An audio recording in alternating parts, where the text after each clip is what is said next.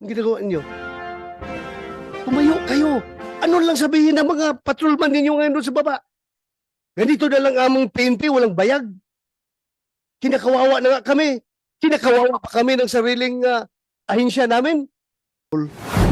Tingnan nyo, you should be liberal enough to interpret your own policies. Hindi yung porki nakakulong, i-apply ka agad yung no work, no pay. I-apply ka agad ninyo yung, ano ba yung policy natin dyan pag nakakulong? Sabi nyo, yung naka-incarcerated na tao or kwan is automatic, putol ang kanyang sweldo. Kawawa naman yung tao. Yung ginagawa natin yung policy na yan, ha? The intent of that policy is to make sure na yung mga eskalawag na pulis natin na nakakulong ay hindi na mag-enjoy sa sweldo niya.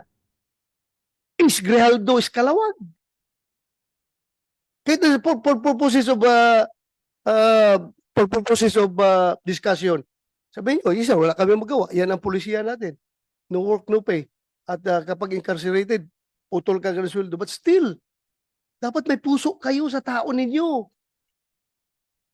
Kung nangyari sa'yo yung ginawa kay Grijaldo, anong sabihin mo? Sige nga, I would like to get your opinion. Sige, you open the mic. Ikaw, nagsasabi ng totoo sa isang congressional hearing.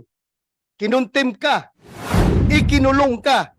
Ngayon, nakakulong ka na, pinutulan pa ng PNP yung sweldo mo. Wala ka ng pagkain yung pamilya mo dahil wala ka ng sweldo. Yes, sir. Ano masasabi mo? Sir, I think I will have the same sentiments with Colonel Grijaldo. Correct. Yes, sir. Particularly that he is my classmate, sir. Oh, so your classmate. Okay, dapat manindigan kayo para sa tao ninyo. Not even the House of Representatives, not even the Senate could force you to do injustice to your people. That is double injustice. Napaka-heartless naman ninyo kapag ganun. So classmate mo si Grijaldo. So ano ngayon? Hindi kayo naawa. I would like to acknowledge the presence of Senator JB. Ejercito. Thank you, Your Honor, for joining. Alam mo,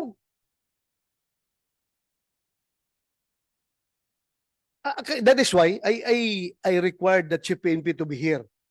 I would like him to explain his side properly. Dapat. Because as a commander, it's very basic. Dalawa yung ating function as a commander. Number one is the accomplishment of the mission. And number two is the welfare of our men. Dalawa yan.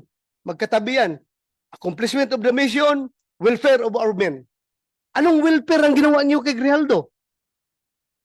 Hindi ba talagang nilaglag ninyo siya? Dahil as I have said, you should be proud of him. Hero ninyo siya.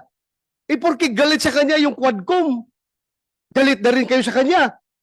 Tama ba yun na behavior ng isang institusyon na dapat tinitingnan ang kabutihan ng kanyang mga membro? I don't see any reason behind bakit ganun kayo mag-treat ng tao ninyo.